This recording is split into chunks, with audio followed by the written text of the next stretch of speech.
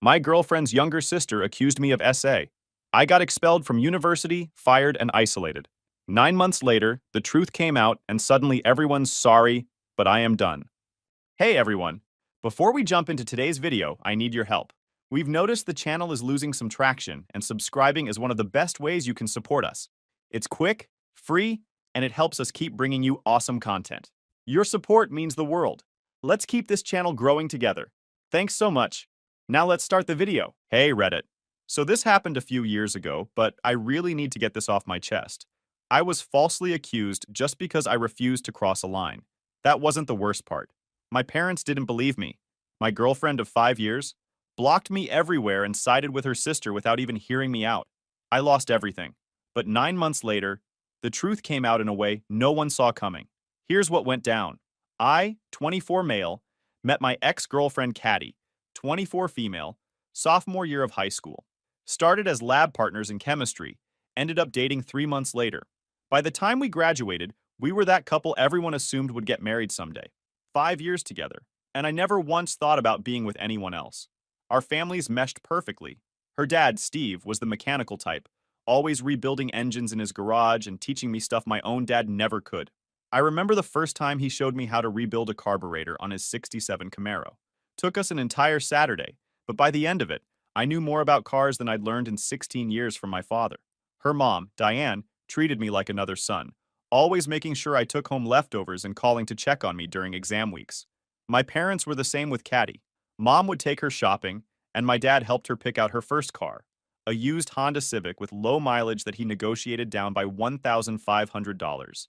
We had holiday traditions, vacation spots, inside jokes, all the stuff that comes from being together through those formative years.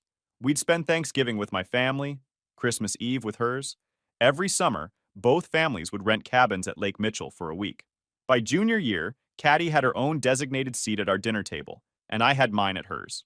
We went to the same university, state, about 2 hours from our hometown. It wasn't planned that way initially. She was considering coastal, about 5 hours south. But when I got a partial scholarship to state for computer science, and she got accepted to their education program, ranked third in the country, it just made sense. We didn't live together. She was in the education dorm. I was in tech housing. But we saw each other daily, had the same friend group, studied at the same coffee shops, and planned our future together. Our lives were completely intertwined. Her younger sister, Amy, was always on the periphery of our relationship. 3 years younger than us, she was just entering high school when Caddy and I were heading to college. At first, she was just the annoying little sister, always wanting to tag along. She'd interrupt our movie nights, accidentally walk in when we were making out, and ask a million questions about college during dinner. Standard little sister stuff. But something changed when she hit about 16. It was subtle but definite. The first time I noticed it was at Caddy's family barbecue the summer after our freshman year of college. Amy kept finding reasons to brush against me when she walked by. She'd ask me to help her get stuff from high shelves, even though her dad was taller than me. She'd wear these short shorts and bend over right in front of me to look for something in the cooler. I didn't think much of it. Figured it was just teenage awkwardness. Then it escalated. She started texting me directly, innocent at first, asking about homework or what Caddy might want for her birthday. But it shifted to more personal stuff. How her boyfriend didn't understand her. How guys her age were so immature. How she wished she could find someone like me. I showed Caddy some of the texts, trying to be transparent. She laughed it off. She's always had a little crush on you. It's harmless. It didn't feel harmless when Amy started showing up to parties she was too young for because she knew I'd be there. Or when she'd accidentally walk in on me changing at their house. Or when she'd wear increasingly revealing clothes around me. I started avoiding their house when I knew Amy would be home alone. Started making excuses to skip family events. Caddy noticed and we fought about it a few times. "You're being weird about my sister," she'd say. "She's just a kid." But Amy wasn't just a kid. It happened in October of our junior year of college. I was doing well. 3.8 GPA, part-time job at a tech startup that was grooming me for full-time after graduation. The company was paying me $22 an hour to develop UI components, almost unheard of for an undergrad intern. My boss had already hinted at a $75,000 starting salary after graduation, with stock options. I was even saving for an engagement ring, planning to propose after graduation the following year. Had about $4,800 stashed away in a separate account Caddy didn't know about. Caddy was at a weekend teaching conference in Chicago. She was studying elementary education. The conference was a big deal. Only 5 students from state were selected to attend. She'd been preparing for weeks, making contacts with principals and district administrators who could help her land a good position after graduation. We'd talked about settling in the Riverside district, where starting teacher salaries were $52,000, and housing was still affordable. I wasn't planning to go to her parents' house that weekend, but Steve called Friday afternoon asking if I could help him install some storage shelves in the garage. Said his back was acting up and he could use an extra set of hands. He'd bought some heavy-duty steel shelving from Harbor Freight, the kind rated for 1,500 pounds per shelf. I'd always gotten along great with Steve, so I didn't hesitate. Headed over around 6 p.m., and we spent a few hours mounting the shelving units. Finished up around 9, and he offered me a sandwich and a soda before I headed out. Diane was at her sister's for the weekend, so it was just us and Amy in the house. I was halfway to my car when Amy came running out the front door. "Wait! My laptop is acting weird, and I have a huge paper due Monday. Can you look at it real quick?" Steve was right there and said, "Yeah, help her out before you go. You're good with that computer stuff." So I followed her back inside. She led me to the kitchen table where her laptop was set up. The issue was simple. Just needed to clear her browser cache and restart. Took maybe 10 minutes. As I was getting up to leave, Amy moved into my path. "Thanks so much," she said, standing way too close. "You're always so helpful." I stepped back. "No problem. Tell your dad I said goodnight." She stepped forward again. "He went to take a shower. We're alone down here." She put her hand on my chest and looked up at me with this practiced expression I'm sure she thought was seductive. "Amy, don't," I said, removing her hand. "This isn't appropriate." "Why not? I'm 18 now. It's not like it's illegal or anything. Because I'm with your sister. I love your sister." She moved even closer, backing me against the counter. "She doesn't have to know. I've seen how you look at me." "What? I don't look at you any way except as my girlfriend's sister. This needs to stop." That's when she tried to kiss me. I turned my head and pushed her shoulders to create space between us. "Back off. This is never going to happen." Her face changed instantly. The flirty smile disappeared, replaced by something cold and hard. "You think you're too good for me? That I'm just some stupid kid? This isn't about you. It's about me and Caddy. Caddy, Caddy, Caddy. That's all anyone in this family talks about. Perfect Caddy with her perfect boyfriend and perfect future. It makes me sick." I grabbed my keys from the table. "I'm leaving. Don't talk about this again." As I walked out, she called after me. "You're such a jerk. You'll regret this." I drove home thinking she was just embarrassed and lashing out. I even felt bad for her in a way. Planned to talk to Caddy when she got back, figure out a way to deal with the situation. I had no idea what was coming. My roommate, Tyler, woke me up the next morning. "Dude, your phone's been blowing up for like an hour. Someone's trying really hard to reach you." I grabbed my phone from the charger. 17 missed calls. Texts from Caddy, her parents, my parents, mutual friends. My stomach dropped as I scrolled through them. "How could you? Call us now. What the hell is wrong with you?" I called Caddy first. She answered on the first ring, her voice thick with tears. "Caddy, what's going on?" "Like you don't know. How could you, Marcus? With my sister? In my parents' house?" My blood ran cold. "Whatever Amy told you, it's not true. Nothing happened. She showed us everything. The texts from you. The bruises on her wrists. She told us how you've been coming on to her for months. How last night you forced yourself on her when Dad was in the shower. That's insane. I fixed her laptop and left. She tried to kiss me, and I turned her down. That's it.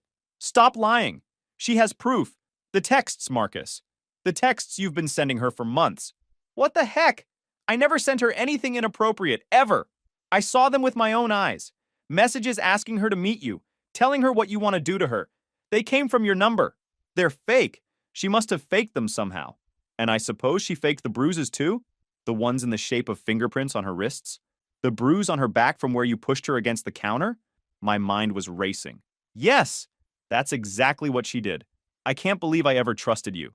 Her voice was ice cold now. "Don't call me again. Don't text me. Don't try to contact me or anyone in my family. My dad's filing a police report right now." She hung up. I immediately tried calling back. Straight to voicemail. I texted her. "Please, let me explain. This is a huge misunderstanding. I would never do this." No response. I threw on clothes and was heading to my car when my phone rang. It was my mom. "Marcus, where are you?" "I'm going to Caddy's to straighten this out." "No, you're not. You're coming home right now. Mom, I didn't do anything wrong. Just come home. We'll figure this out. I drove to my parents' house in a daze. When I got there, both my parents were waiting at the kitchen table, faces grim. What exactly happened last night? My dad asked without preamble. I told them everything. The shelves, the laptop, Amy's advances, me turning her down. They listened silently. My dad sighed. Steve showed me the texts, son. They go back months. They're pretty graphic. They're not from me. She must have used some app to fake them. And the bruises? I never touched her. She must have done it to herself. My parents exchanged a look I'll never forget. Part concern, part doubt, part disappointment. The police want to talk to you, my dad said finally. I told Steve we'd bring you to the station ourselves. The police interrogation lasted 6 hours. Detective Reynolds, mid-50s with salt and pepper hair and zero patience, showed me printouts of texts supposedly from my number to Amy's. Sexually explicit messages going back 5 months. Photos I'd never seen before, edited to look like Amy and I were together. These aren't mine, I kept saying. I swear I never sent these. I never took these pictures. They didn't believe me. Reynolds kept hammering the same points. Why would she make this up? How did these messages come from your number? Why did you go to the house when you knew she'd be there? I tried explaining that her dad had called me for help, that I'd been avoiding Amy for months because of her inappropriate behavior. Reynolds just scribbled notes and exchanged looks with the female officer in the room. By the end of the day, I was formally charged with sexual assault of a minor. Amy had just turned 18, but some of the fake texts were dated before her birthday. They added charges of electronic solicitation of a minor and sexual harassment.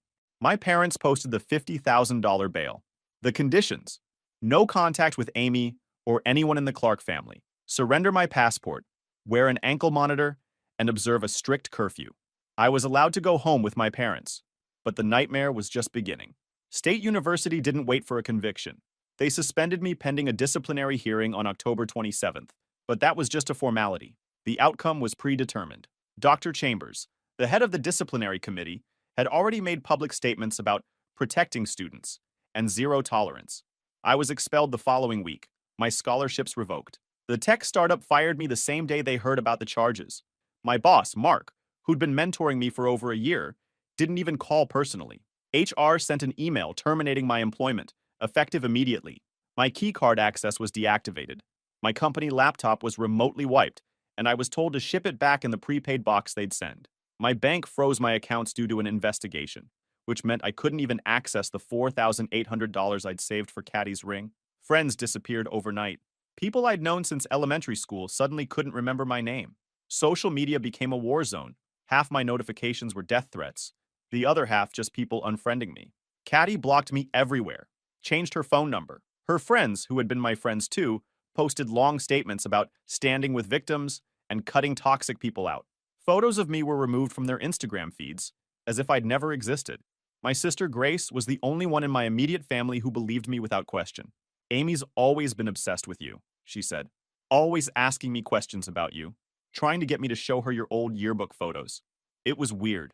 My parents tried to be supportive, but I could see the doubt in their eyes. They got me a lawyer, Dave Hoffman, paid my bail, let me move back home. But they also set rules. I couldn't leave the house after 8 p.m., couldn't have friends over, had to share my location with them at all times. My dad started most conversations with, "If there's anything you're not telling us," my mom cried constantly. They never directly accused me, but they didn't fully believe me either. The financial impact was immediate and devastating. I lost my tuition for that semester, $14,300, no refunds for expelled students. Lost my housing deposit, $1,800, had to pay for a criminal defense lawyer, which drained my savings in about 3 days. Dave's retainer was $10,000, and he estimated the total cost could hit $50,000 depending on whether we went to trial. I couldn't get a job. Nobody wants to hire someone facing SA charges. I tried gig work, but the ankle monitor made that nearly impossible. My parents covered my legal fees, but reminded me constantly how much it was costing them.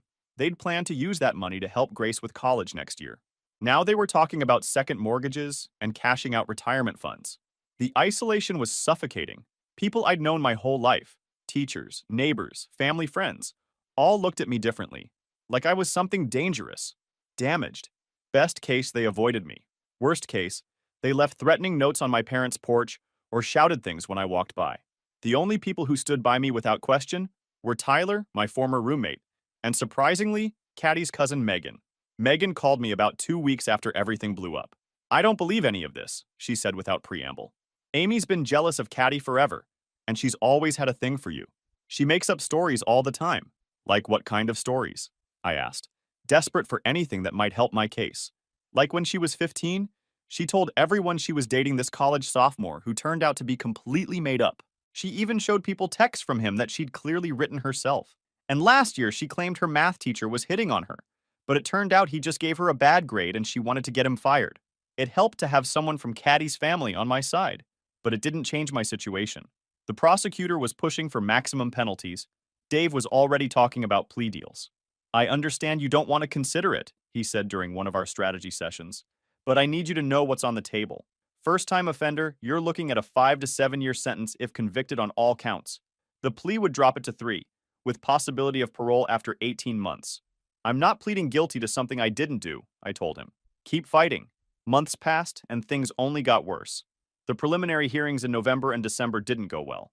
Judge Patterson, a stern woman in her 60s, seemed predisposed to believe Amy. Dave kept trying to get the text evidence thrown out, arguing they could have been falsified, but without proof of tampering, the judge allowed them. Amy's testimony in the January hearing was devastating. She cried at all the right moments, looked vulnerable and scared. She described months of grooming, how I'd slowly pushed boundaries, made her feel special, and then threatened her. How I'd grabbed her wrists hard enough to bruise when she finally said no, pushed her against the counter when she tried to get away.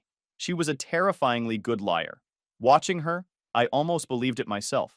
Tyler testified as a character witness for me, but he hadn't been there that night. Megan wanted to testify about Amy's history of lying, but her parents threatened to cut her off financially if she got involved. My sister spoke about Amy's weird obsession with me over the years, but the prosecution painted it as a schoolgirl crush that I'd exploited. By month 4 February, Dave was strongly recommending a plea deal. The text evidence is damning, he said. The physical evidence supports her story. Her testimony is compelling. If we go to trial and lose, you're looking at 5 to 10 years. Take the deal. 3 years. Possibility of parole after 18 months. I'm not pleading guilty to something I didn't do, I told him. Keep fighting. But even I was losing hope. The trial was set for July, 9 months after the incident. I'd spent those months living like a prisoner in my parents' house. No job, no school, no friends, no future. Some days I didn't even get out of bed. Depression hit me hard. I stopped eating regularly, stopped showering sometimes. What was the point? My life as I knew it was over. Even if by some miracle I was acquitted, the damage was done. My reputation was destroyed. My career trajectory derailed. My relationship with Caddy, 5 years of my life, gone in an instant. The worst part was knowing she was out there believing I was capable of this. That after 5 years together, she could think I would do something so horrible that she didn't even question it, didn't even give me a chance to explain. In March, about 5 months in, I hit rock bottom, came close to ending it all, had it all planned out. Tyler showed up unexpectedly that day, found me sitting on my bed staring at a bottle of pills. He stayed with me for 3 days straight, barely sleeping, making sure I was okay. We're going to beat this, he kept saying. Something will break. The truth always comes out. I didn't believe him, but I went through the motions. Started showering again, eating regularly, going through the case files with Dave, looking for anything that might help. And then, in April, we got our first real break. Dave had hired a digital forensics expert named Kevin to analyze the text messages. Kevin was expensive, $375 an hour, but worth every penny. After weeks of examination, he found inconsistencies in the metadata, timestamps that didn't align, formatting differences that suggested the text had been manipulated. It's not definitive proof of tampering, Dave warned, but it's enough to create reasonable doubt about the authenticity of the evidence. We filed a motion to have the text evidence reconsidered. The judge granted it reluctantly. The prosecutor argued that the inconsistencies were just technical glitches, not proof of falsification. She brought in the county's IT expert, who testified that message metadata can sometimes appear irregular due to server syncing issues or app updates. But it was a crack in their case. A small one, but still. Around the same time, a girl named Olivia reached out to me through Tyler. She'd gone to high school with Amy, been friends with her briefly. Amy did something similar to my brother, she told me when we met at a coffee shop near campus. They worked at the same grocery store. She had a crush on him. He wasn't interested. She told everyone he groped her in the break room. Got him fired. He was lucky there were security cameras. Did she press charges? No, just spread rumors. But it was the same pattern. She was obsessed with him. He rejected her. She retaliated. Olivia agreed to testify about Amy's history of false accusations. It wasn't much, but it was something. In May, 2 months before the trial, Megan called with news. Amy's story is changing, she said. I overheard her talking to my aunt. Some of the details are different now. The timeline, what exactly happened? I think she's worried about getting caught in inconsistencies. Dave filed for another discovery motion, requesting any new statements from Amy.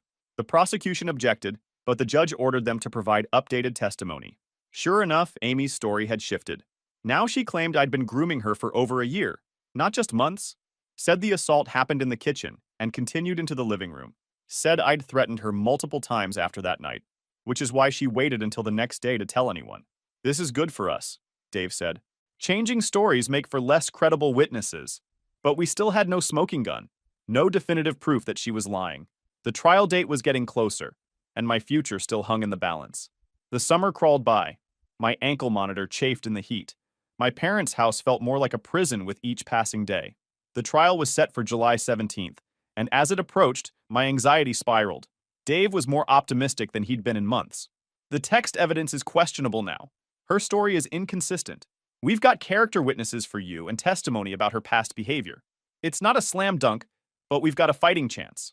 A week before the trial, I got an unexpected visitor. Caddy's dad, Steve, showed up at my parents' house. My dad answered the door and nearly slammed it in his face, but Steve begged for 5 minutes.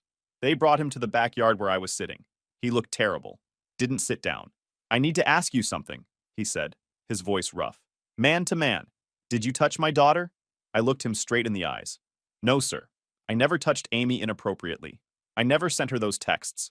I never did any of the things she's accused me of. He studied my face for a long moment. There are some things that aren't adding up in her story. Things she said happened when they couldn't have. My heart raced. Like what? He shook his head. I can't discuss the details, but I needed to hear it from you directly. He left without another word. I told Dave about the visit immediately. This could be significant, Dave said.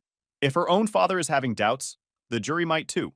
The day before the trial, the prosecutor called Dave with a new plea offer, 18 months, possibility of parole after 9, to be served in a minimum security facility. They're getting nervous, Dave said. They know their case has weaknesses. I turned it down. After coming this far, I was going to see it through. Either I'd be exonerated or I'd go down fighting. The night before the trial, I couldn't sleep. I sat on my parents' back porch until dawn, watching the stars fade and thinking about how different my life should have been. I should have been heading into my senior year of college. Should have been planning a future with Caddy. Should have been working towards goals and dreams, not fighting to stay out of prison for something I didn't do. When the sun came up, I showered, put on the suit Dave had brought me, and prepared to face whatever came next. The courthouse was packed. Local media had picked up the story. Small-town college student accused of assaulting girlfriend's sister. People love that kind of drama when it's not happening to them. I saw Caddy for the first time in 9 months.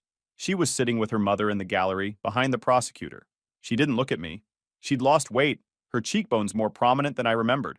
She kept twisting a tissue in her hands. Amy was there too, dressed conservatively, hair pulled back, looking young and vulnerable. The perfect victim. My stomach churned. She didn't look like someone carrying the weight of a massive lie. The trial began with opening statements.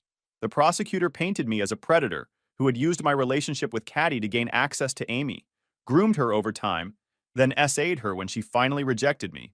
Dave countered with the story of a jealous younger sister who had manufactured evidence and accusations after being rejected herself. The prosecution presented their evidence first. The texts, photos of Amy's bruises, medical reports confirming the injuries were consistent with her story. Amy's tearful testimony, which she'd clearly rehearsed. She stumbled a few times when pressed on the inconsistencies in her story, but quickly recovered, claiming she'd been traumatized and confused about some details. During cross-examination, Dave focused on the changing timeline. In your initial statement to police, you said the assault occurred at approximately 9:30 p.m. Is that correct? Yes, around then. But in your revised statement from May, you said it started at 9:45 and continued until after 10 o'clock. Which is it? I told you I was traumatized. I didn't look at a clock during the assault. And in your first statement, you said the incident occurred only in the kitchen, but later you added the living room. Why the change? I was trying to forget parts of it. But in therapy, I've been working on facing the whole truth. She had an answer for everything. Our turn came on the third day. Dave methodically dismantled the prosecution's case. He presented the digital forensics report, highlighting the metadata inconsistencies in the texts. He called Olivia, who testified about Amy's previous false accusation against her brother. He called Tyler and other character witnesses who spoke about my relationship with Caddy, my general behavior around women, my character. Olivia's brother, Jason, flew in from Arizona to testify. He described in detail how Amy had pursued him, how he'd rejected her advances, and how she'd retaliated with false accusations that cost him his job.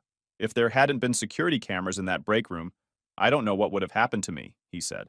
On the fourth day, during a brief recess, Dave got a call. His face changed as he listened. "We need to get back to the courtroom immediately," he said, already gathering his papers. When court resumed, Dave requested permission to introduce new evidence. The judge asked the nature of the evidence. "Security camera footage," Dave said, "from the Clark residence on the night in question."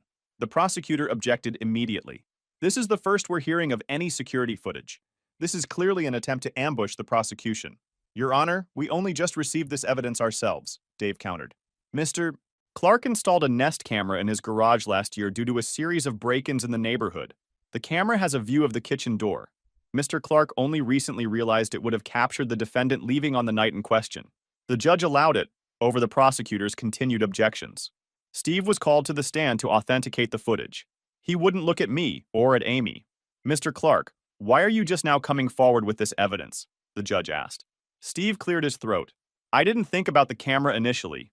It uploads to cloud storage that I rarely check, but certain inconsistencies in my younger daughter's account made me go back and look. The footage was played for the court. It clearly showed me leaving through the kitchen door at 9:37 p.m. Amy followed me to the door, visibly angry but completely unharmed. No bruises on her wrists, no tears, no signs of distress. The timestamp matched exactly when she claimed I had assaulted her. The courtroom erupted. The judge called for order. Amy burst into tears. The prosecutor asked for a recess to confer with his witnesses. The judge denied it and instructed him to continue his cross-examination of Steve. "Mr. Clark, is it possible this footage has been altered?" "No," Steve said firmly. "It's uploaded directly to Nest's cloud servers. I accessed it using my account, downloaded it, and provided it to the defense exactly as it was recorded." The prosecutor tried a few more angles, but the damage was done. The video completely contradicted Amy's testimony about what happened that night and when. When court resumed the next day, the prosecutor announced they were dropping all charges. Just like that, it was over. The dismissal of charges didn't undo 9 months of hell. Didn't erase the damage to my reputation, my education, my career, my relationships. Didn't give me back the life I should have had. Amy faced consequences finally. She was charged with filing a false police report, falsifying evidence, and perjury. Being 18 and with the influence of her father's testimony on her behalf, she got a suspended sentence, probation, mandatory counseling, and community service. Nothing close to the punishment she deserved for what she put me through. The restitution the court ordered her to pay me, $7,500, was a joke compared to what this had cost me financially, let alone emotionally and psychologically. Steve and Diane divorced shortly after the trial. He couldn't forgive her for pressuring him to support Amy's lies, even after he started having doubts. He reached out to me once, about a month after the trial, to apologize. Said he should have questioned things sooner, should have checked the camera footage earlier. I appreciated the gesture, but it was too little, too late. Caddy tried to contact me repeatedly after the charges were dropped. Texts, calls, emails, messages through mutual friends. Said she was sorry for not believing me, for not giving me a chance to explain. Said she missed me, wanted to try again. I blocked her number, her email, all social media, 5 years together, and she believed the worst about me without a moment's hesitation. Some betrayals you can't come back from. My parents wanted to reconcile too. Said they were sorry for doubting me, but I couldn't forget the looks on their faces during those months. The constant questions, the unspoken suspicion. I keep them at arm's length now. Call on holidays, visit occasionally. But there's a distance that wasn't there before. The university wouldn't take me back. Said the expulsion stood regardless of the criminal case outcome. I filed a lawsuit against them for wrongful expulsion and discrimination. It's still working its way through the courts 3 years later. My lawyer thinks we'll eventually settle for around $200,000, which sounds like a lot but doesn't come close to covering what I lost. Not just tuition and scholarships, but future earnings, career advancement, networking opportunities. Rebuilding my life was the hardest part. I moved 2 states away. Started over at a different university, though I had to take out massive loans since my scholarships were gone. Worked night shifts at a warehouse to pay rent on a studio apartment barely big enough for a bed and desk. $14.50 an hour. No benefits. Loading boxes from 11 p.m. to 7 a.m., then trying to stay awake through classes. Tyler moved out to join me about a year later. Got a job at the same warehouse while he finished his degree online. Having someone who knew me before, who stood by me through everything, helped more than I can say. Megan stays in touch. She was ostracized by her family for supporting me, but she doesn't regret it. I always knew Amy was trouble, she says. Just didn't know how much. She finished her degree and moved to Seattle last year. We still talk weekly. It's been 3 years since the charges were dropped, almost 4 since that night in the kitchen. I finally got my degree last spring. Found a decent job in software development, not the career trajectory I planned on, but it pays the bills. $68,000 a year, decent health insurance, 401k match. I'm slowly building a new life, one that isn't defined by what happened. Some days are harder than others. Some days I wake up angry at all that was taken from me.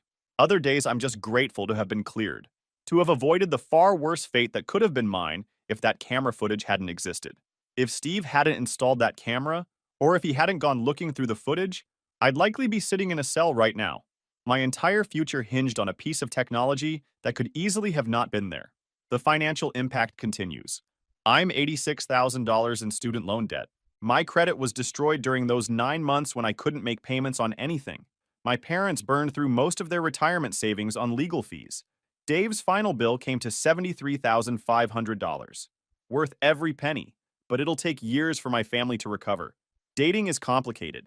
I'm always paranoid about how much to share and when. Tell a new girl too soon about what happened, and she might see me as damaged goods or wonder if there was some truth to it after all. Wait too long, and it feels like I'm hiding something important. I've had a few short relationships, but nothing serious. Trust doesn't come easily anymore. Olivia and I keep in touch too. Her brother went through something similar to me, though on a smaller scale. We get together sometimes to talk about it. There's comfort in knowing someone else who understands. I check public records occasionally to see what Amy's up to. She finished her degree, moved to Portland, got a job in marketing, posts happy pictures on Instagram like she never tried to destroy someone's life. Her probation ended last year. Sometimes I wonder if she even feels guilty, or if in her mind, she was the wronged party somehow. The lawsuit against the university drags on. My lawyer says they're just running out the clock, hoping I'll get tired and settle for less. It's frustrating, but I'm not backing down. It's not even about the money anymore. It's about making them acknowledge what they did. But the best thing that happened, though? About 6 months ago, I adopted a dog from the shelter, a 3-year-old German Shepherd mix named Riley. Previous owner couldn't keep him due to deployment. He's got trust issues too, so we're a good match. We've been inseparable. He guards the apartment, goes hiking with me on weekends. Best roommate I've had since Tyler. If there's a lesson in all this, I guess it's that you never really know people. The ones you expect to stand by you might be the first to believe the worst. And sometimes help comes from unexpected places, like your girlfriend's cousin who barely talked to you at family gatherings, or the security camera her dad installed and forgot about. I don't know if I'll ever fully get over what happened, but I'm doing my best not to let it define the rest of my life. I've got a decent apartment now, a job I don't hate, a loyal dog, and a small circle of friends I can trust. It's not the life I planned, but it's mine, and nobody can take that from me again.